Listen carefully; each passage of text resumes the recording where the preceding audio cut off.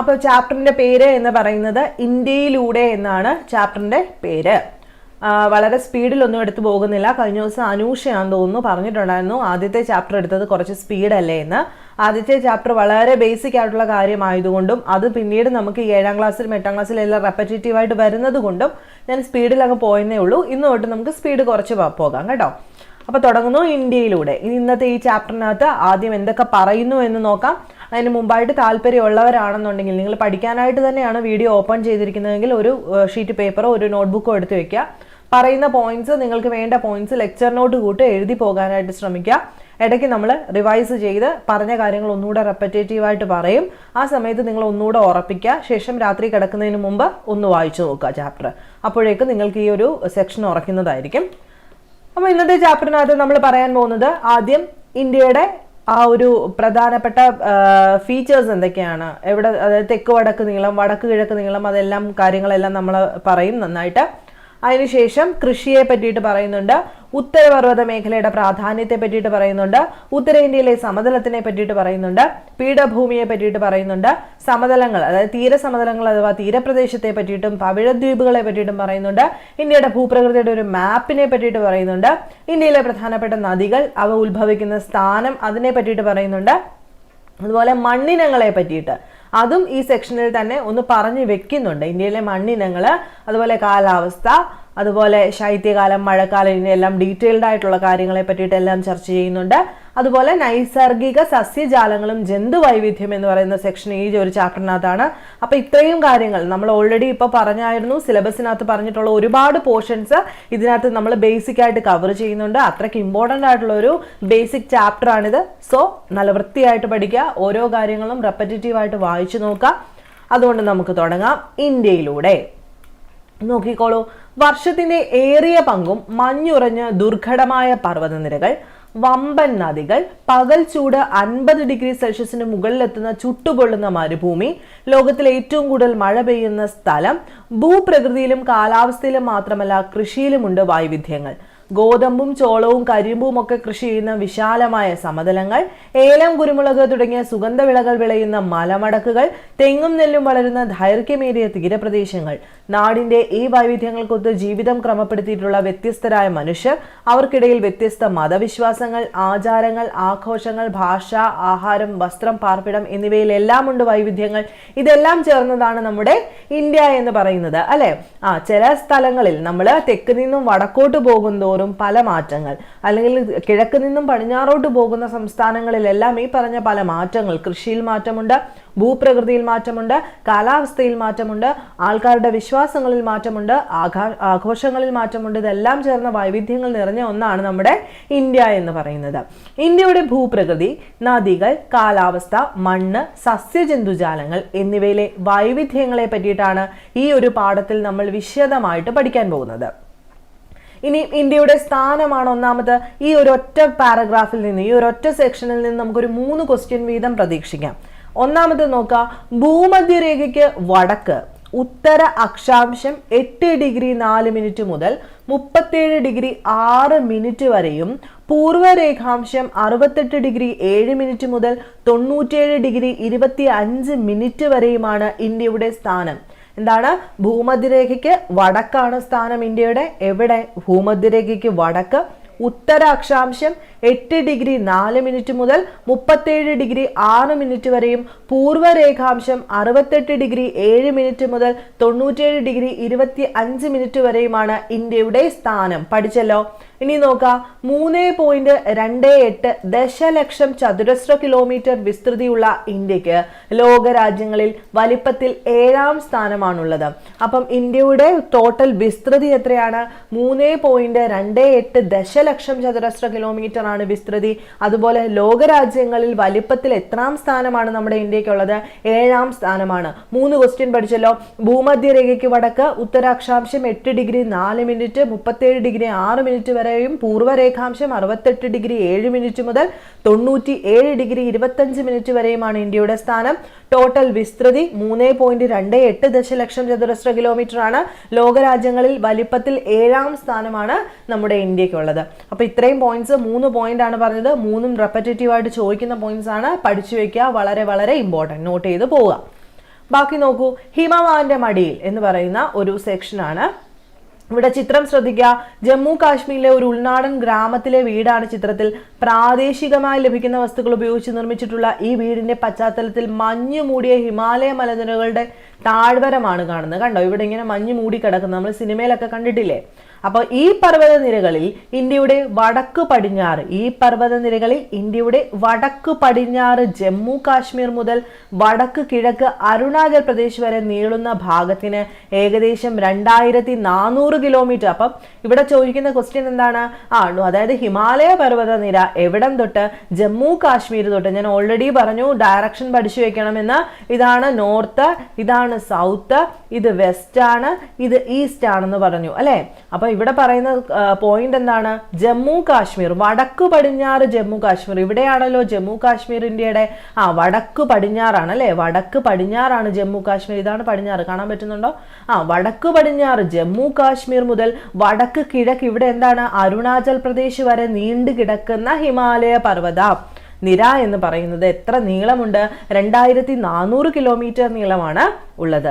ജമ്മു കാശ്മീർ, ഹിമാചൽ പ്രദേശ്, ഉത്തരാഖണ്ഡ്, സിക്കിം, അരുണാചൽ പ്രദേശ്, നാഗാലാൻഡ്, മണിപ്പൂർ, മേഘാലയ, മിസോറാം, ത്രിപുര എന്നീ സംസ്ഥാനങ്ങളുടെ ഭൂരിഭാഗം പ്രദേശങ്ങളും ഈ പർവ്വതനിരകളുടെ ഭാഗമാണ്. അപ്പൊ ഹിമാലയ പർവ്വതനിരകൾ കടന്നു പോകുന്ന സംസ്ഥാനങ്ങൾ ഏതൊക്കെയാണ്? ജമ്മു കാശ്മീർ, ഹിമാചൽ പ്രദേശ്, ഉത്തരാഖണ്ഡ്, സിക്കിം, അരുണാചൽ പ്രദേശ്, നാഗാലാൻഡ്, മണിപ്പൂർ, മേഘാലയ, മിസോറാം, ത്രിപുര എന്നീ സംസ്ഥാനങ്ങളുടെ ഭൂരിഭാഗം പ്രദേശങ്ങളും മിക്ക പ്രദേശങ്ങളും ഈ പർവ്വതനിരകളുടെ ഭാഗമായിട്ടാണ് കാണപ്പെടുന്നത്. ഉത്തരപർവ്വത മേഖല എന്നാണ് ഈ പ്രകൃതി വിഭാഗം പൊതുവെ അറിയപ്പെടുന്നത്. അപ്പൊ ഈ ഉൾപ്പെടുന്ന, അതായത് വടക്ക് പടിഞ്ഞാറ് ജമ്മു കാശ്മീർ മുതൽ വടക്ക് കിഴക്ക് ഒരു അരുണാചൽ പ്രദേശ് വരെ 2400 കിലോമീറ്റർ നീളത്തിൽ കിടക്കുന്ന ഈ പർവ്വത പ്രദേശം, അത് ഇത്രയും 10 സംസ്ഥാനങ്ങളിൽ ഭൂരിഭാഗം കടന്നു പോകുന്ന ഈ പർവ്വത പ്രദേശത്തെ നമ്മൾ അറിയപ്പെടുന്ന പേരാണ് ഉത്തരപർവ്വത മേഖല എന്ന് പറയുന്നത്. സംശയമൊന്നുമില്ലല്ലോ, ഈ മുകൾ ഭാഗം ഇങ്ങനെ ചരിഞ്ഞു കിടക്കുന്ന ഈ ഒരു ഭാഗമാണ് ഉത്തരപർവ്വത മേഖല എന്ന് പറയുന്നത്.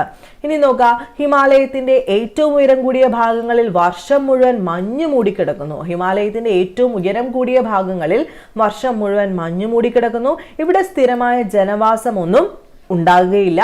കാഞ്ചൻജംഗ, നന്ദാദേവി തുടങ്ങിയ ഉയരം കൂടിയ കൊടുമുടികൾ ഹിമാലയ നിരയുടെ ഭാഗമാണ്. അപ്പൊ കാഞ്ചൻജംഗ, നന്ദാദേവി ഒക്കെ എന്തിന്റെ ഭാഗമായിട്ടുള്ള കൊടുമുടികളാണ്? ഹിമാലയ പർവ്വതത്തിന്റെ ഭാഗമായിട്ടുള്ള കൊടുമുടികളാണ്. എവറസ്റ്റ് കൊടുമുടിയാണ് ഈ നിരയിലെ ഏറ്റവും ഉയരം കൂടിയ കൊടുമുടി. ഹിമാലയ പർവ്വതങ്ങളിൽ ഏറ്റവും ഉയരം കൂടിയ കൊടുമുടി ഏതാണ്? എവറസ്റ്റ് ആണ്. ഇത് എവിടെ സ്ഥിതി ചെയ്യുന്നു? നേപ്പാളിലാണ് ഇത് സ്ഥിതി ചെയ്യുന്നത്. സിന്ധു, ഗംഗ, ബ്രഹ്മപുത്ര എന്നീ നദികൾ ഹിമാലയ പർവ്വതങ്ങളിൽ നിന്നാണ് ഉത്ഭവിക്കുന്നത്.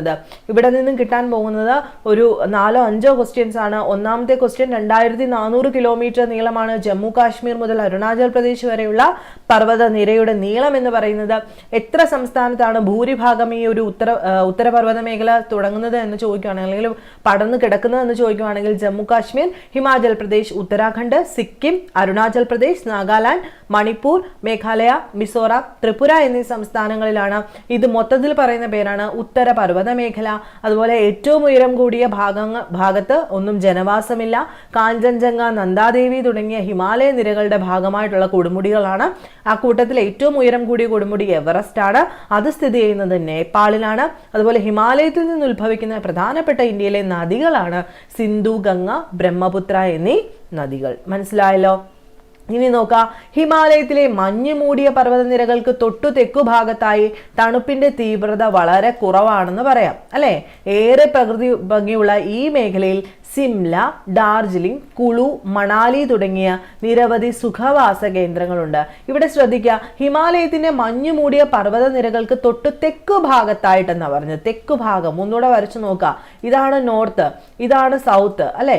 അപ്പം ഈ ഹിമാലയ പർവ്വതം ഇവിടെ കിടക്കുവാണല്ലോ, ഇങ്ങനെ കിടക്കുന്ന ഭാഗമാണ് ഹിമാലയ പർവ്വതം എന്ന് ഓർക്കുക.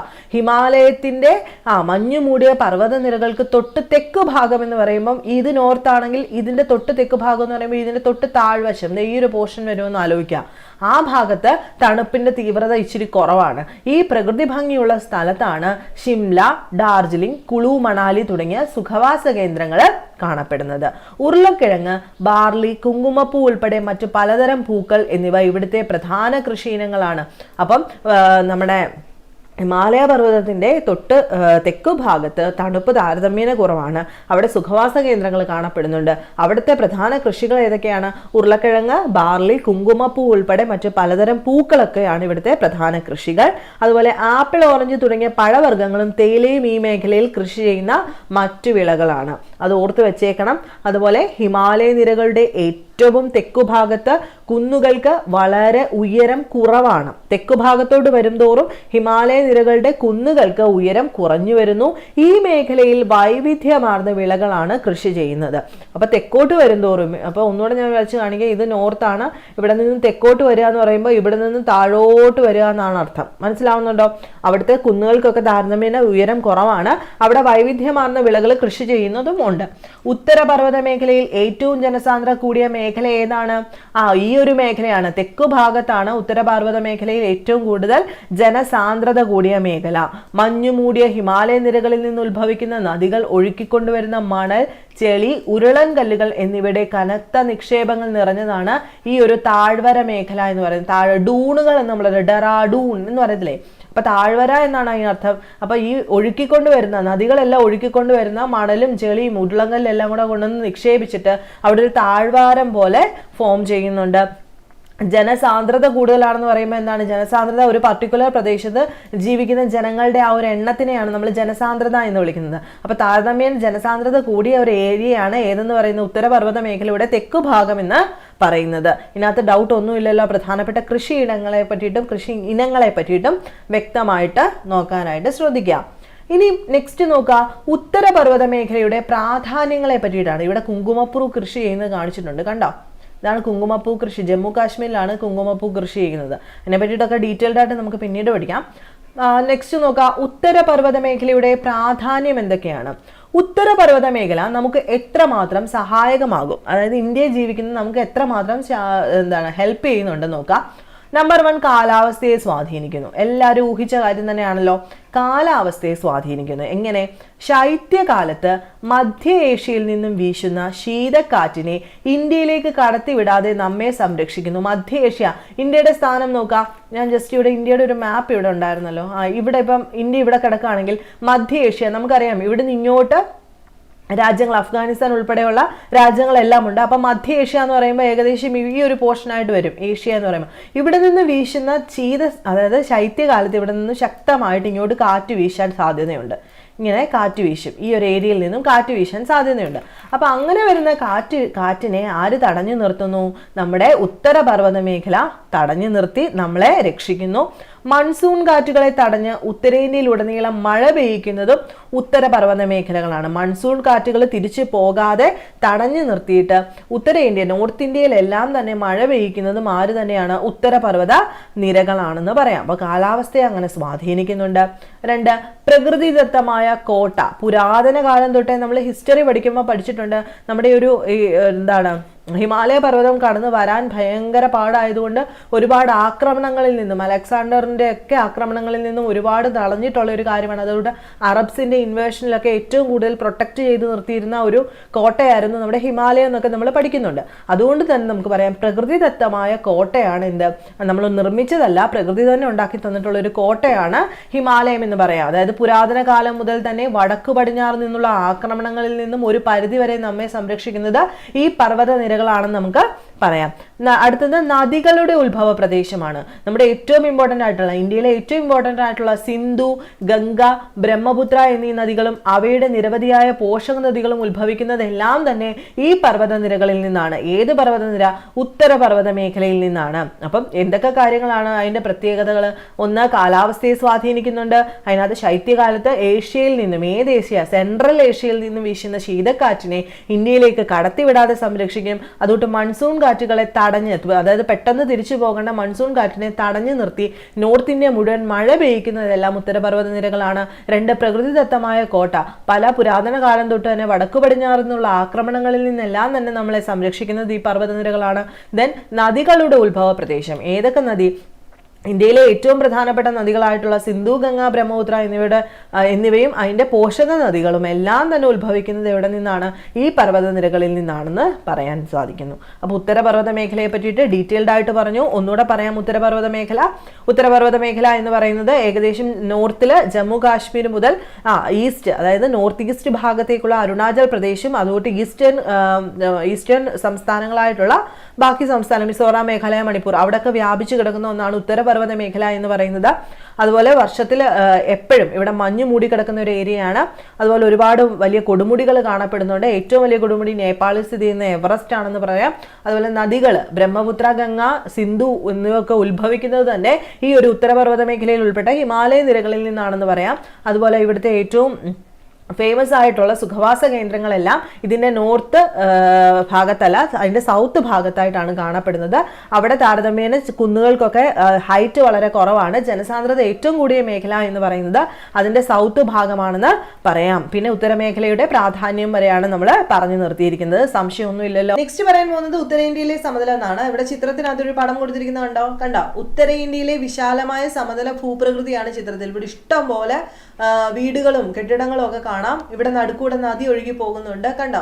ഇവിടെ എല്ലാം താഴ്ന്ന പ്രദേശമാണ് അല്ലെ, കുന്നൊന്നുമല്ല, സമപ്രദേശമാണ്, സമതല പ്രദേശമാണ്. ഉത്തരേന്ത്യ എന്ന് പറയുമ്പോൾ നിങ്ങൾക്ക് മനസ്സിലാവുന്നുണ്ടോ? നോർത്ത് ഇന്ത്യയുടെ കാര്യമാണ് ഇവിടെ പറയുന്നത് കേട്ടോ.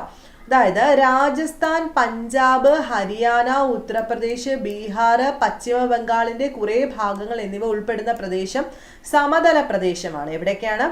രാജസ്ഥാന്, പഞ്ചാബ്, ഹരിയാന, ഉത്തർപ്രദേശ്, ബീഹാർ, പശ്ചിമ ബംഗാളിന്റെ കുറെ ഭാഗങ്ങളൊക്കെ സമതല പ്രദേശമാണ്. സിന്ധു, ഗംഗ, ബ്രഹ്മപുത്ര എന്നീ നദികളും അവയുടെ പോഷക നദികളും ഒഴുക്കിക്കൊണ്ടുവരുന്ന എക്കൽ മണ്ണ് നിക്ഷേപിക്കപ്പെട്ടാണ് ഈ സമതലം രൂപം കൊണ്ടിട്ടുള്ളത്. നമുക്കറിയാം, കുന്നിന്റെ മണ്ടയ്ക്കുനിന്ന് ഒഴുകിക്കൊണ്ടുവരുന്ന നദികൾ പലതരത്തിലുള്ള കല്ലും കട്ടയും അതുപോലെ മണ്ണും എല്ലാം കൂടെ വഹിച്ചുകൊണ്ടാണ് വരുന്നത്. ഇത് എവിടെയെങ്കിലുമൊക്കെ ഡെപ്പോസിറ്റ് ചെയ്യുമല്ലോ. അങ്ങനെ ഡെപ്പോസിറ്റ് ചെയ്താണ് എന്തായത്? എക്കൽ മണ്ണ് നിക്ഷേപിക്കപ്പെട്ട ഒരു സമതല പ്രദേശം രൂപം കൊണ്ടു. ഉത്തര മഹാസമതലം, സിന്ധു, ഗംഗ, ബ്രഹ്മപുത്ര സമതലം എന്നീ പേരുകളിലാണ് ഈ സമതലം അറിയപ്പെടുന്നത്. ഇന്ത്യയിൽ വളരെ കൂടുതൽ ജനസംഖ്യയുള്ള ഒരു പ്രദേശമാണിത്. അപ്പൊ ഇതിന് രണ്ട് പേരുകളുണ്ട്. ഒന്ന് ഉത്തര മഹാസമതലം, അതായത് ഉത്തരം മീൻസ് നോർത്ത്, ഉത്തര മഹാസമതലം എന്നും, പ്ലെയിൻസ് ആണ് നോർത്തേൺ പ്ലെയിൻസ് എന്നും, അല്ലെങ്കിൽ സിന്ധു, ഗംഗ, ബ്രഹ്മപുത്ര സമതലം എന്നീ പേരുകളിലൊക്കെ അറിയപ്പെടുന്നത് ഈ സമതലമാണ്. മനസ്സിലാവുന്നുണ്ടോ എവിടെയാണെന്ന്? നമ്മുടെ ജമ്മു കാശ്മീർ കഴിഞ്ഞിട്ട് താഴോട്ട് കിടക്കുന്ന ഭൂപ്രദേശം ഗംഗാ സമതലം എന്നൊക്കെ നമ്മൾ പഠിച്ചിട്ടില്ലേ? ആ ഒരു പ്രദേശമാണ്. അപ്പൊ ഏറ്റവും കൂടുതൽ ജനസംഖ്യയുള്ള പ്രദേശമാണിത്. നമ്മൾ ഹിസ്റ്ററി പഠിക്കുന്ന സമയത്ത് ഏറ്റവും പ്രധാനപ്പെട്ട ഒരു കാര്യം പറയാറുണ്ട്. ഏറ്റവും കൂടുതൽ ജനസംഖ്യ ഉണ്ടായിരുന്ന സ്ഥലം എന്ന് പറയുന്നത് നമ്മുടെ മഗധയ്ക്ക് അടുത്തായിട്ട് ഗംഗ ഒഴുകുന്ന അല്ലെങ്കിൽ ഏറ്റവും ഫലഭൂയിഷ്ഠമായ സ്ഥലം സമതലത്തിലായിരുന്നു എന്ന് പറയുന്നുണ്ട്. അതുകൊണ്ട് തന്നെ ഇന്ത്യയിൽ ഏറ്റവും കൂടുതൽ ജനസംഖ്യയുള്ള ഒരു പ്രദേശമാണ് നമ്മുടെ ഈ ഒരു പ്രദേശം. അവിടെ പണ്ട് കാലത്ത് കൃഷിയൊക്കെ വളരെ കൂടുതലായിരുന്നു. വെച്ച് കഴിഞ്ഞാൽ പെട്ടെന്ന് തന്നെ ഫലഭൂയിഷ്ഠതയുള്ള മണ്ണ്, ഇഷ്ടംപോലെ നദികൾ ഒഴുകുന്നതുകൊണ്ട് ജലസേചന സൗകര്യങ്ങളൊക്കെ ഉണ്ട്.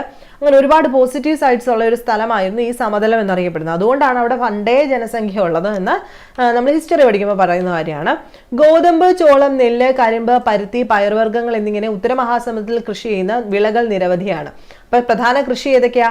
ഗോതമ്പ്, ചോളം, നെല്ല്, കരിമ്പ്, പരുത്തി, പയറുവർഗ്ഗങ്ങൾ തുടങ്ങിയവയെല്ലാം എവിടെ കൃഷി ചെയ്യുന്നുണ്ട്? ഉത്തര മഹാസമുദ്രത്തിൽ കൃഷി ചെയ്യുന്ന വിളകളാണ്. അപ്പോൾ ഒന്നുകൂടെ പറയാം, ഉത്തര മഹാസമതലം എന്ന് പറയുന്നത് എവിടെയാണ്? ഉത്തരേന്ത്യയിലെ സമതലമാണ് ഉത്തര മഹാസമതലം. രാജസ്ഥാൻ, പഞ്ചാബ്, ഹരിയാന, ഉത്തർപ്രദേശ്, ബീഹാർ, പശ്ചിമ ബംഗാളിന്റെ കുറെ ഭാഗങ്ങൾ ഉൾപ്പെടുന്ന പ്രദേശമാണ് ഈ സമതലം എന്നറിയപ്പെടുന്നത്. ഇത് ശരിക്കും ഗംഗ, ബ്രഹ്മപുത്ര അതുപോലെ സിന്ധു നദികളുടെ പോഷക നദികളും അവയെല്ലാം കൂടെ ഒഴുക്കിക്കൊണ്ടുവരുന്ന എക്കൽ മണ്ണെല്ലാം കൂടെ അടിഞ്ഞുകൂടിയാണ് ഇങ്ങനെ നിരപ്പായ ഒരു ഭൂമി ഉണ്ടായത്. അതുപോലെ തന്നെ ഇഷ്ടംപോലെ ജനങ്ങൾ തിങ്ങിപ്പാർക്കുന്ന ഒരു ഏരിയയാണിത്. ഇവിടുത്തെ പ്രധാനപ്പെട്ട കൃഷി ഇനങ്ങൾ ഏതൊക്കെയാ? ഗോതമ്പ്, ചോളം, നെല്ല്, കരിമ്പ്, പരുത്തി, പയറുവർഗ്ഗങ്ങൾ എന്നിങ്ങനെ ഒരുപാട് കൃഷി ചെയ്യുന്ന ഒരു ഭൂമിയാണിത്. അതുപോലെ തന്നെ ഈ സമതലത്തിന്റെ പടിഞ്ഞാറ് ഭാഗത്ത് മാത്രം മഴ തീരെ കുറഞ്ഞ അളവിൽ മാത്രമേ ലഭിക്കുന്നുള്ളൂ. പടിഞ്ഞാറ് ഭാഗം എന്ന് പറയുമ്പോൾ ഇനി ഞാൻ വരച്ചു കാണിക്കേണ്ട കാര്യമുണ്ടോ? ഇത് നോർത്ത് കാണാമോ? ഇവിടെ വരയ്ക്കാം. ഇത് നോർത്ത്, ഇതാണ് പടിഞ്ഞാറ്. ഇതിന്റെ പടിഞ്ഞാറ് എന്ന് പറയുമ്പോൾ ഇപ്പൊ നമ്മൾ പറഞ്ഞുകൊണ്ടിരിക്കുന്നത് ഈ ഒരു പോർഷന്റെ കാര്യം. ഇതിന്റെ പടിഞ്ഞാറ് ഭാഗം എന്ന് പറയുമ്പോൾ ഈ ഒരു ഭാഗത്ത് ആരാണ്? രാജസ്ഥാൻ ഉൾപ്പെടുന്ന പ്രദേശമാണ്. ഈ പ്രദേശത്ത് വളരെ കുറഞ്ഞ അളവിൽ മാത്രമേ മഴ ലഭിക്കാറുള്ളൂ. അതുകൊണ്ട് തന്നെ ഇന്ത്യയുടെ വടക്കു പടിഞ്ഞാറ് ഭാഗത്ത് സ്ഥിതി ചെയ്യുന്ന രാജസ്ഥാന്റെ മിക്ക പ്രദേശങ്ങളും മരുഭൂമിയാണ്. മരുസ്ഥലി എന്നറിയപ്പെടുന്ന ഈ പ്രദേശത്ത് ജനവാസം വളരെ കുറവാണ്. എന്തായിരിക്കാം കാരണം? ഈ പറഞ്ഞ കാരണങ്ങളൊക്കെ തന്നെയാണ്. മഴയില്ല, അതുപോലെ കൃഷിയൊന്നും നന്നായിട്ട് കൊണ്ടുപോകാനൊക്കത്തില്ല, വരൾച്ചയാണ്, ജീവിക്കാൻ നല്ല ചുറ്റുപാടൊന്നും ഇല്ലാത്തത് കൊണ്ട് തന്നെ ജനവാസം വളരെ കുറഞ്ഞ മരുസ്ഥലി എന്നറിയപ്പെടുന്ന പ്രദേശമാണ് ഇന്ത്യയുടെ വടക്കു പടിഞ്ഞാറ് ഭാഗം എന്ന് പറയുന്നത്. അയൽ സംസ്ഥാനങ്ങളിൽ ഗോതമ്പ്, ചോളം എന്നിവ വ്യാപകമായി കൃഷി ചെയ്യുമ്പോൾ ജോവർ, ബജ്റ തുടങ്ങിയ വിളകളാണ് രാജസ്ഥാനിൽ പ്രധാനമായും കൃഷി ചെയ്യുന്നത്. അതെന്താ കാരണം? വളർച്ചയ്ക്ക് വെള്ളം കുറഞ്ഞ അളവ് മതിയുള്ള രണ്ട് കാര്യങ്ങളാണ് ജോവറും ബജ്റയും. അത് വളരുന്നത് രാജസ്ഥാനിലാണ്. അപ്പൊ ഇതിനെ രാജസ്ഥാനിലെ ഒരു കാഴ്ചയെ പറ്റിയിട്ടാണ് ഇവിടെ പറയുന്നത്. കണ്ടോ, ഒരു സ്ത്രീ വെള്ളവും കൊണ്ട് പോകുന്ന ഒരു കാഴ്ചയാണ്. ഇന്ത്യയുടെ വടക്ക് പടിഞ്ഞാറ് രാജസ്ഥാൻ സംസ്ഥാനത്തിന്റെ ഭൂരിഭാഗം പ്രദേശങ്ങളും ഉൾക്കൊള്ളുന്ന ഉഷ്ണ മരുഭൂമിയാണ് ധാർ മരുഭൂമി. മഴ വളരെ വിരളമായ ഇവിടെ മുൾച്ചെടികളും കുറ്റിക്കാടുകളുമാണ് സ്വാഭാവിക സസ്യജാലങ്ങൾ. വിശാലമായ മണൽപ്പരപ്പുകളും മണൽ കുന്നുകളും ഇവിടുത്തെ പ്രത്യേകതയാണ്. ശുദ്ധജലത്തിന്റെ മൂല്യം നന്നായി അറിയുന്നവരാണ് രാജസ്ഥാനിലെ ജനങ്ങൾ. കേരളത്തിൽ 1-2 ദിവസം ലഭിക്കുന്നത്ര മഴയാണ് ആ സംസ്ഥാനത്ത് ഒരു വർഷം ലഭിക്കുന്നത്. കിലോമീറ്ററുകൾ നീളുന്നവയാണ് കുടിവെള്ളത്തിന് ആവശ്യമായ ഈ ഗ്രാമീണരുടെ കാഴ്ചകൾ. അപ്പൊ ധാർ മരുഭൂമി രാജസ്ഥാനിലാണെന്ന് ഓർക്കുക. ഇവിടുത്തെ സ്വാഭാവിക സസ്യജാലങ്ങൾ എന്താണ്? അവിടുത്തെ മുൾച്ചെടികളും കുറ്റിക്കാടുകളുമാണെന്ന് ഓർക്കുക. വിശാലമായ മണൽപ്പരപ്പുകളും മണൽ കുന്നുകളുമാണ് അവിടുത്തെ പ്രധാനപ്പെട്ട പ്രത്യേകതകൾ എന്നൂടെ ഓർത്തു വെച്ചേക്കാം. അപ്പൊ ഇപ്പൊ പറഞ്ഞത് എന്താണ്? നമ്മൾ ഉത്തരേന്ത്യയിലെ സമതലത്തിലെ പറ്റിയിട്ടാണ്. വളരെ ഇമ്പോർട്ടന്റ് ആയിട്ടുള്ള ഒരു സെക്ഷനാണ്. ഏറ്റവും ബേസിക് ആയിട്ടുള്ള കാര്യങ്ങളാണ് ചർച്ച ചെയ്തത്. മനസ്സിലായല്ലോ? അപ്പൊ ഇന്നത്തെ ക്ലാസ്സിനകത്ത് നമ്മൾ ചർച്ച ചെയ്തത് 2 കാര്യങ്ങളായിരുന്നു. എന്തൊക്കെയാണ് 2 കാര്യങ്ങൾ? ഇന്ത്യയുടെ സ്ഥാനം പറഞ്ഞു, ഹിമവാന്റെ മടിയിൽ എന്ന് പറയുന്ന സെക്ഷനകത്ത് ഉത്തര പർവ്വത മേഖലയെ പറ്റിയിട്ട് പറഞ്ഞു, അതിന്റെ പ്രത്യേകതകളെ പറ്റിയിട്ട് പറഞ്ഞു, കൃഷിയിടങ്ങളെ പറ്റിയിട്ട് പറഞ്ഞു, ദെൻ ഉത്തരേന്ത്യൻ സമതലങ്ങളെ പറ്റിയിട്ട് പറഞ്ഞു, അവിടുത്തെ പ്രത്യേകതകളെ പറ്റിയിട്ട് പറഞ്ഞു. നെക്സ്റ്റ് ക്ലാസ്സിലാണ് നമ്മൾ ബാക്കി പീഠഭൂമിയെ പറ്റിയിട്ടും തീരപ്രദേശത്തെ പറ്റിയിട്ടും കാലാവസ്ഥ, മണ്ണിനങ്ങളെ പറ്റിയിട്ട് ചർച്ച ചെയ്യുന്നത്. എല്ലാം കൂടി ഈ ക്ലാസ്സിലായാൽ ബോറടിക്കത്തില്ലേ? അപ്പൊ ഇത്രയും കാര്യങ്ങൾ വ്യക്തമായിട്ട് പഠിച്ചു വെക്കുക. നിങ്ങൾക്ക് എന്തെങ്കിലും ഡൗട്ട് ഉണ്ടെങ്കിൽ താഴെ കമന്റ് ബോക്സിൽ ചോദിച്ചാൽ മതി. നിങ്ങൾക്ക് വീഡിയോസ് ഒക്കെ ഇഷ്ടമാണെന്നുണ്ടെങ്കിൽ ഉറപ്പായിട്ടും ഒന്ന് ലൈക്ക് ചെയ്തേക്കുക. ഷെയർ ചെയ്യാൻ പറ്റുന്നവർ ഷെയർ ചെയ്യുക. അതുപോലെ സബ്സ്ക്രൈബ് ചെയ്തിട്ടില്ലാത്ത ആൾക്കാരാണെങ്കിൽ സബ്സ്ക്രൈബ് ചെയ്യുക. ബെൽ ബട്ടണും കൂടെ എനേബിൾ ചെയ്തിടുക. പുതിയ വീഡിയോസ് വരുമ്പോൾ ഒരുപാട് പേര് നോട്ടിഫിക്കേഷൻ കിട്ടുന്നില്ല എന്ന് പറയുന്നുണ്ട്. അത് നിങ്ങൾ ബെൽ ബട്ടൺ എനേബിൾ ചെയ്യാത്തതുകൊണ്ടാണ്. അതുകൂടെ ഒന്ന് ചെയ്തിട്ടേക്കുക. അപ്പം നെക്സ്റ്റ് ക്ലാസ്സിൽ കാണാം. ബൈ.